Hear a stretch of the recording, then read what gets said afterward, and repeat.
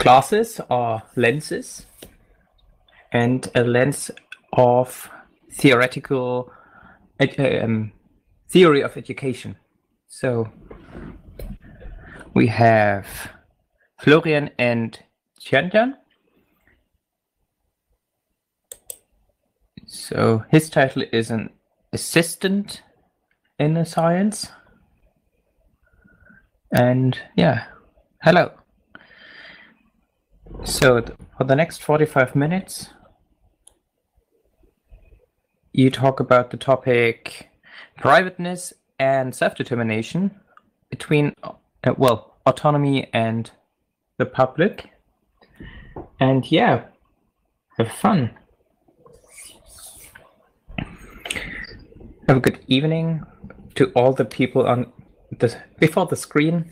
It sounds a bit weird and long, but maybe it is. But it's also a nice thought. So maybe to think about this for longer if you are on a train and have time to do so. And thank you for participating. And I mean, you are doing this for a whole week. And I want to thank all the organizers for the infrastructure, for the tutorials, for the moderation, and yeah, for everything. Yeah, nice evening. We are very happy to be on this platform for the public. And I can imagine that many people are looking at me. And I can feel some social stress, but I don't see anyone right now, so that's okay. So yeah, thank you. It's a very nice combination of realness and digital life. So me, Chen and me, we want to give you a perspective that results from theoretical thinking of social sciences. And we want to talk about the language, the wording, and also the thinking of it. So we will reduce us and move and hide in our thinking. And we try to understand what is happening. So, for example, the word of publicity and the public life, that can help us to understand how relationship between people changes, and the isolation of within the state that's happening right now shows that the private life gains of importance and all the boundaries are changing. So there's the idea that words are like grips, like handles that we can use to handle reality. And of course, a word cannot contain all of that which it appears to. That means that using words and wordings, we can influence reality, but we can also influence the words. So how do we use the words and terms and definitions? And when we are thinking about thinking and understanding, gain understandings about understandings, then we see that understanding, yeah, understanding is the topic. And all of these words and terms, they are changing and morphing over time. And it's a process. So there is a network of connections connected to democracy, and a lot of ideas, my ideas, your ideas about democracy. That's maybe a minimal definition that many of us are sharing. So there's a write-up from 1962 that's about changing of structural change or structural change of society. It's from Jürgen Habermas. And he writes that it's about, well, core problems of our present, but also past and the future. And future, so now pedagogy is asking future? Yeah, future. And that's an important point, or an interesting point, because everything we do is about the future. So the public is also a problem of education. And education understood as a self-construct that is not, so education is not just what happens in school, but everything we do is part of education. And that's a super far-reaching term, and we try to reduce it. But Habermas also talks about what is civic democracy. So does the civic population participate in democracy? So maybe a short word to structural change. So there's not necessarily a structural change because of digitization, but there can be in the long term. So there will be new forms of organization, new institutions, new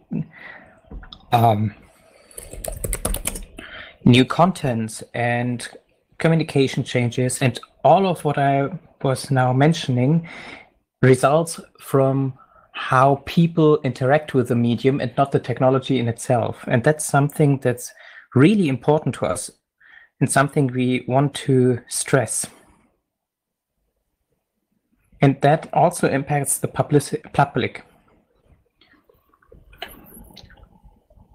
And that includes the self-determination and free choice. How do I want to live?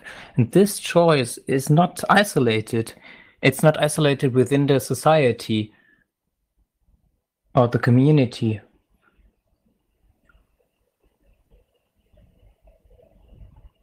Yeah, and that's a very basic point.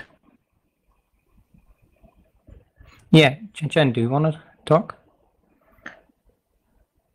Thank you for the introduction.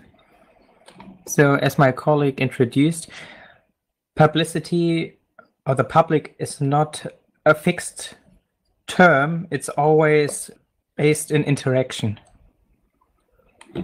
And now we want to make it publicly visible and audible, and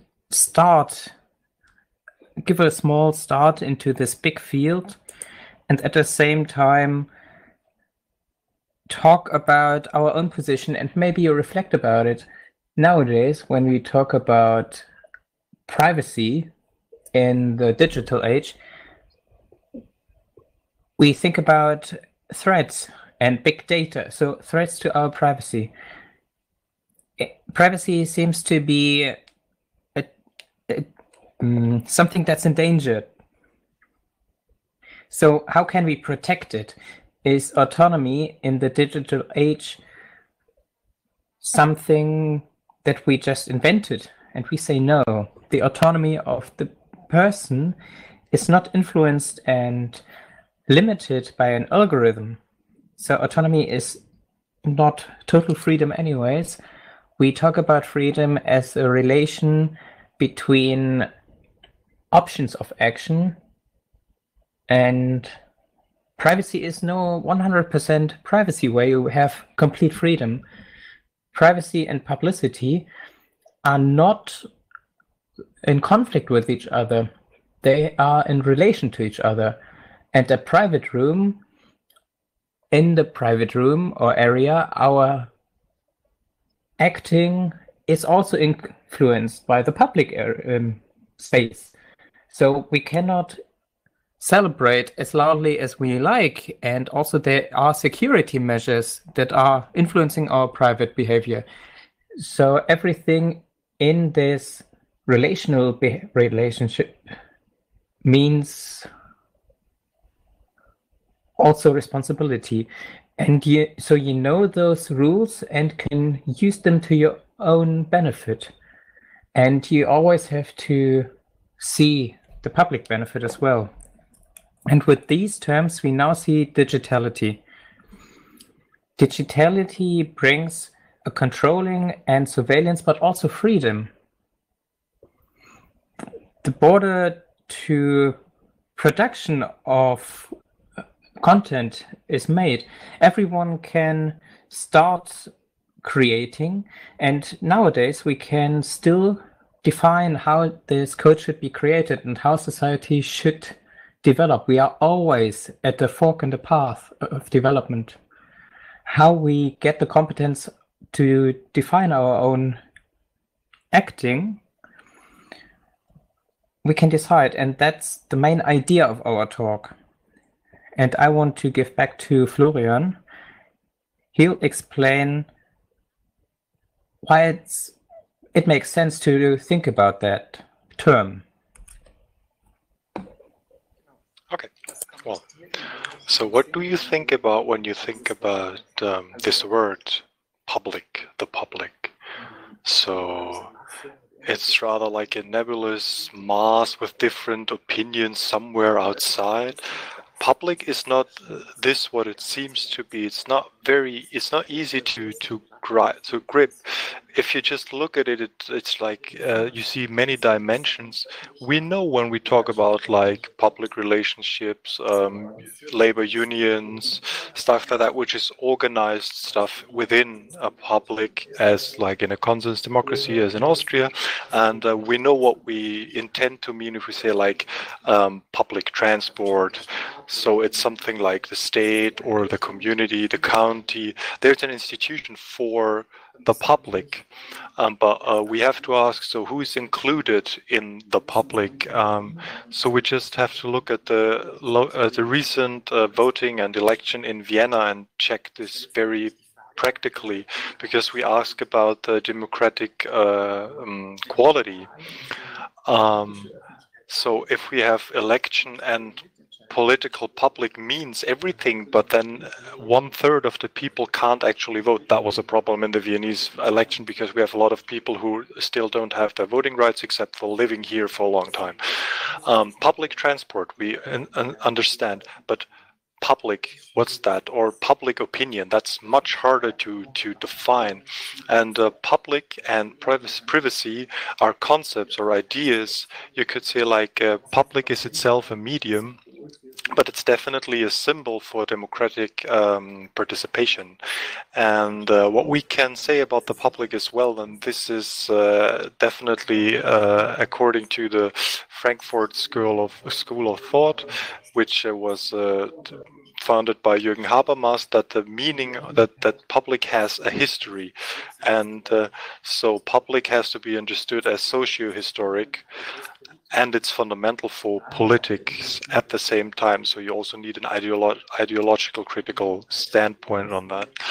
So one thing you can explain under structures about public is like just illumination at the 18th century. So we go away from the kings and went towards like the people, which we would like to reach through the politics. But after they beheaded so many people, how did they actually know what the people want?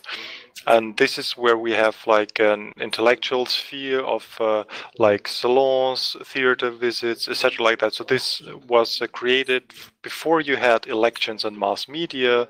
So that was of course very elite. It was white male, but it's a historical dimension. If you look at it, it's about like classes and different classes of society, which are marked as participation in society. And so since illumination, we need to define private versus public spaces. So this idea of public versus private spaces was also created that women possess the private room and men the public one, and these gender-based assumptions means that women are excluded from a lot of public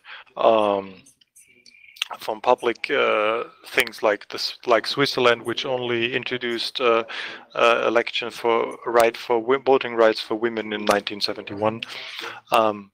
Yeah, so. And we also see the same thing in modern media. So public communication is often establishing gender hierarchies, and I think you can all imagine that. For humans, it's definitely not irrelevant what others think. So this is why we actually talk to a public, and we want to influence a public. And at the same time, we see that the political state and the living conditions we are born into by this state, that these living conditions enable us to have education, and where we can educate ourselves with speech. So language that is public and speeches which are public is, this is something where we go into. So public is structured by exchange, politics, and speech. As Jürgen Habermas said, it remains a hard thing. But in the 20th century, something changed. Oh, sorry, it's enlightenment, not illumination. So general voting has been normalized, which of course isn't really true, because established public doesn't talk about others. So we have a mass culture which really changed everything. So we had a structural change again, which also Jürgen Habermas described very negatively, but which he then withdrew. So structural change, Habermas describes, means the following thing: a change of established connections from which public is built, and the kind of order we have. And on the other hand, behind this stands the actions of humans which interrelate. So in language, structure means like syntax, so how symbols are ordered and assembled. Structure doesn't mean a perfect picture of reality, so you don't cut something out, put it into a book, and then you just have the same thing. So reality can't be captured perfectly, but this is about depicting a relationship network. So talking about certain kinds of relationships which have kind of stability, which make up language.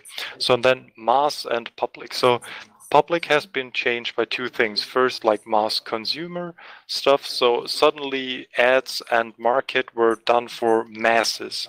And the second thing is still like election rights, which has been expanded to many people. So suddenly economists and politicians had the same aim, to target the biggest possible group of people. So this is why they started having standard people, averages, mass culture, also a very pet topic of mine. So looking at mass culture, suddenly you have statistics, which became very profitable. And all those polling institutes to check like which political decisions are seen well, which are others, how will elections will end, and this also like influenced how people thought about it. And also the institutions wanted to, on the one hand side, they wanted to predict the future, and on the other hand side, they wanted to guarantee their own profits and increase their revenues. That means media plays an essential role in this. Literature, photography, pictures, images, all of this add to what defines public. So public is it's not really real, it's just half real. It's a linguistic phenomenon. Maybe we can talk about this in the break room after that. But public is a picture, a symbol, a kind of mood, and public can be used and abused. So and the word of public can be used to combine different phenomena from the social world, economic world, and of education. So okay, So, also, Florian just talked about change history of public from this salon and like small table society until developing into a mass public. Of course, there's no clear verbal definition of this word public, which is unusual. Usually, everyone has a vague a vague idea what is meant by privacy and public.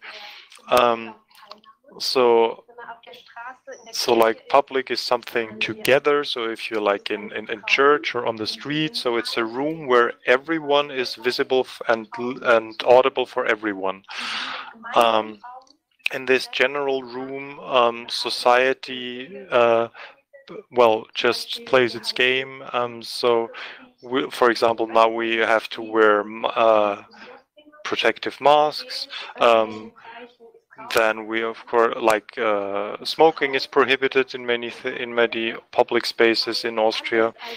At home, privacy is different from the public. It's something where you can hide your inner stuff, where you can have like your body and but also like your bank account are part of privacy, which should be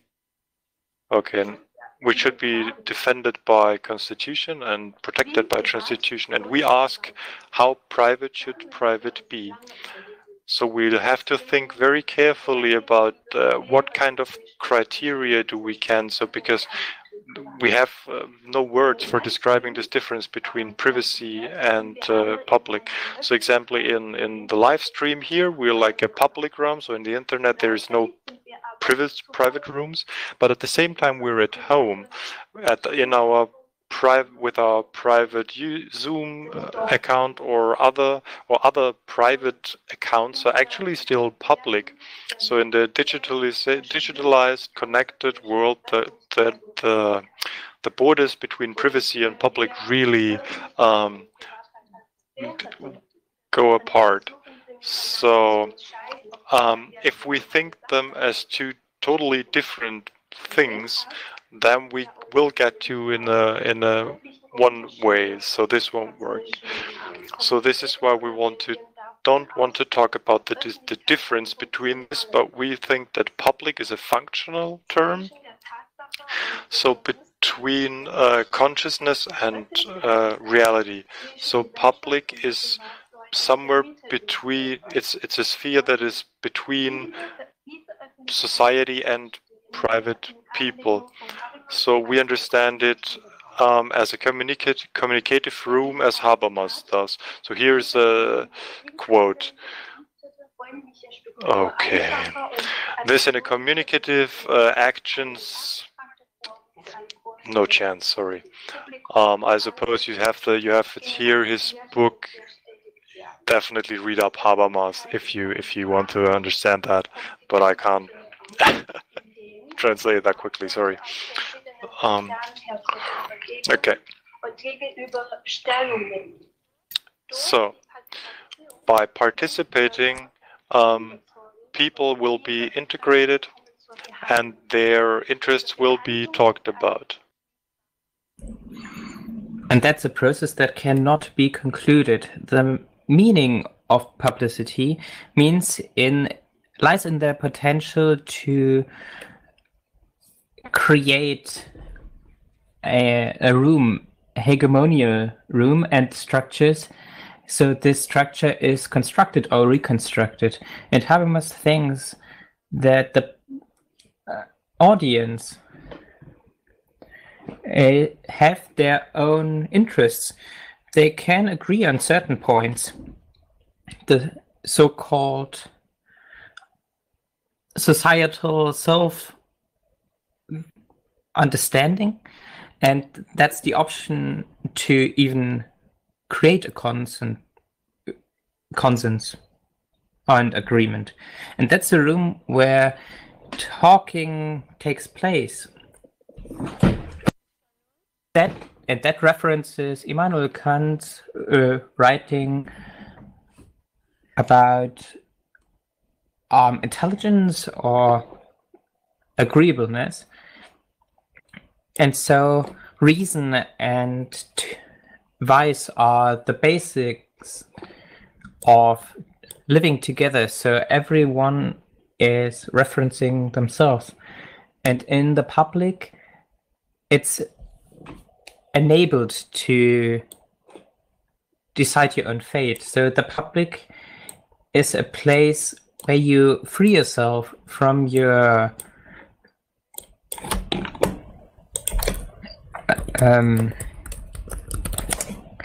immaturity. So here we are not talking about free individuals without a society. We are always talking about a society that enables your freedom. So people have to act themselves towards the good. And because of that, the term of publicity does not talk about a fact or something that is, but something that is more a process or something that should be. And he also talks about a violent process, so or a change from a self-determined society to a consuming society. So an algorithm is the medium of a negotiated reality. So the algorithm takes part in the production of a reality that is accepted as true. But because the algorithm is invisible for the end consumer and end user, but it influences how we view reality, it's part of manipulation systems. The current in the digital age is a mixture between virtuality and reality. So we are right now in a virtual room and space, but our communication is real, and our image is both real and digital. You, for example, are not here physically, but you can ask questions. And if you give a thumbs up or a like, other viewers can guess how well our talk is liked and accepted. And this leads to a naive sense for thinking what you had related to you is a public opinion. For example, social bots. So these bots can automatically send comments or messages, but we cannot recognize that easily because they assume a human identity. And this way they try to create a sense of a certain opinion in the internet. Or another example is a filter bubble.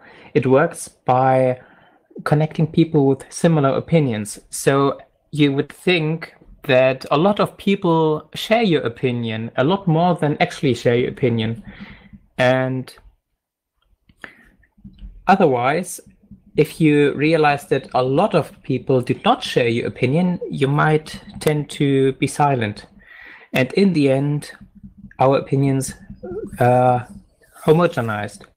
So we are not pessimistic about technology, and we do not think that this internet makes a totalitarian system. However, it is a very elemental societal system, and especially for education, we have to think how could private people be influenced to become autonomous and self-determined about what they want. So I'll hand over to Florian. Yeah, so it's not about pessimism about technology. It's about positive reinforcement for each and every one in the education, in kindergarten, in school, and to actively take part in the society and take part in creating technology and in emancipation. And that is for that we need media that have a language component. And a lot of digital media are based on language as well. So humans, when they want to communicate, need media to have a relation to the world. So one mode how education could work is spoken language, books, digital media. And what is important about that, what's important to understand is that language is never a private thing. It's never a private language. There might be private information, but language is always referencing a public relation, a social relation, and private information, or maybe a informational difference. And this part of talking is different depending on if your computer is running or not. If you're talking in a sociolect, in a dialect, or what language you're talking, but also what topic you're talking about. If we know it, we know that from everyday life. So pedagogically or at school, we need educational spaces that allow educational processes. And now that something who already talked here at this conference, who said that. So we need spaces where people can use their sovereignty and can establish their sovereignty about free, just, and solidary power usage. And so we try to emancipate ourselves using language. And of course, we also need creativity using, creativity and by creating things. And all that includes language. Often when we are talking about education, a lot of that is just nice words and poetry and wordings, but it's also important. And this factor about changing structures, which we are part of, is, for example, that the position of speakers is changing by digital media. And also national language borders can be overcome. So language and publicity are strongly intertwined because every mutterance that you do is public in a way, because every time you use words, you use language, it is public in a way. And just by using this publicity, you can turn back and you can withdraw into your private area again. And privacy, that's of course not entirely right. So violence and force, that's also both in the public, but also in the private area, because that's where they happen. So this is a small notion. But yeah, already learning a language is a public thing. Children learn language in a public context. And even if a child is running around and has pain, it has to learn to name the pain. And naming something, that's very interesting. So finding a term for something. And learning and education are social things. And learning pain and also learning what follows from original things that take place, that's a very important thing. Rules and rulings are also very social things. They govern something that happens in the society, and that also shows in the language. And that's why every time we talk, it's a public and social thing. And that also always affects democracy. So basic democracy and other forms of democracy, it's a qualitative decision and about education. And that's something we want to strengthen. And yeah, as I mentioned, that democracy is very important thing, and it needs strong individuals, otherwise it will fail. And so the opportunity and the ability to self-determination, it counts. And public discourses take place about public discourses and discussing the borders of the private. That's how humanity is defined. The freedom of people, of humans, have to be negotiated, and there we enter ethical questions. And the question, it starts as a border point, as an entry point, as an anchor point also. And all the chances and risks that we were talking about this week, they are important and influence the education of every person themselves. So the accessibility and education, they are not happen isolated by themselves, but there are social inequalities. They are also in the digital media, but they are also the basis for me. So they also influence me when I go into the public digital room. I have to have technology and ways to get my information. So we have to find a framework and create a framework that also works within the digital world and influences the personal experience. And the filtering and weighing of things is really important here. And we know this from several discussions, especially about net neutrality.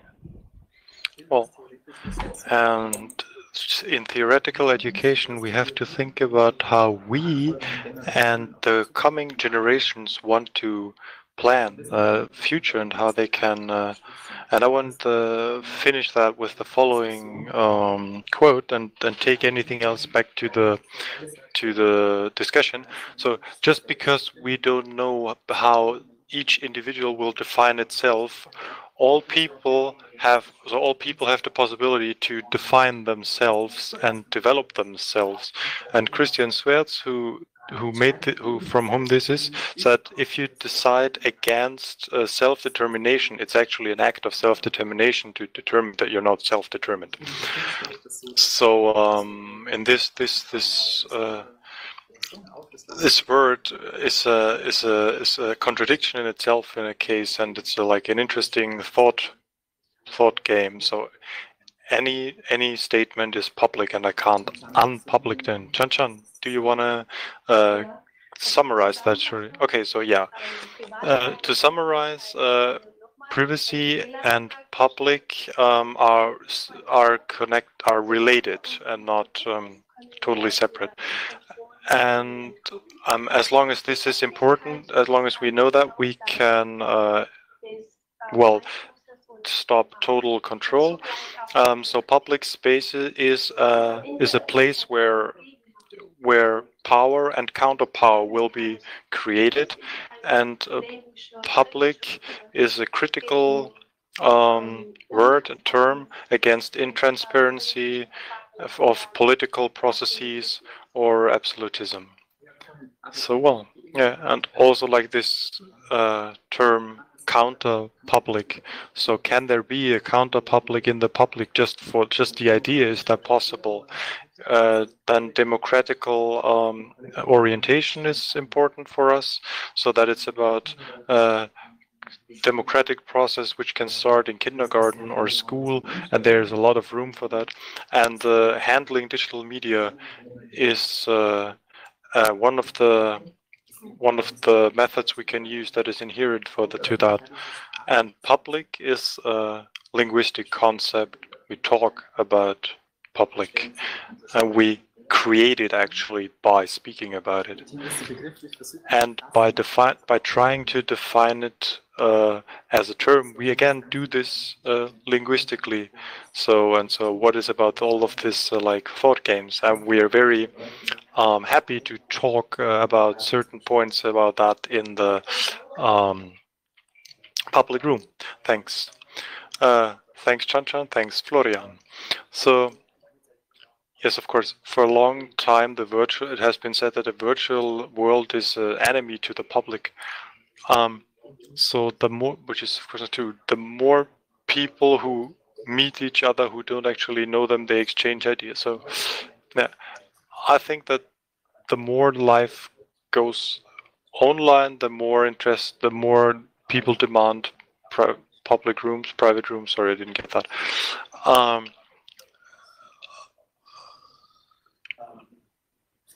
Okay, very interesting questions. So how private can be private? Do we live in a post-privacy age? What is this like play of between public and private playing out? So if you want to discuss, to join the discussion, if I'm right, Habermas said that like coffee houses are like the origin of public and discussing public. So we don't have a cafe, unfortunately, but we have breaking room, where I would ask both our speakers to go there, and you, of course, dear audience, you can also join them if you want to discuss them. As a note from the translators, those the break room will not be translated, but those speakers clearly are able to answer questions in English. So if you have any, just join, ask your questions in English. You see the URL where you can find it, privacyweek.at/Pausengespräche, which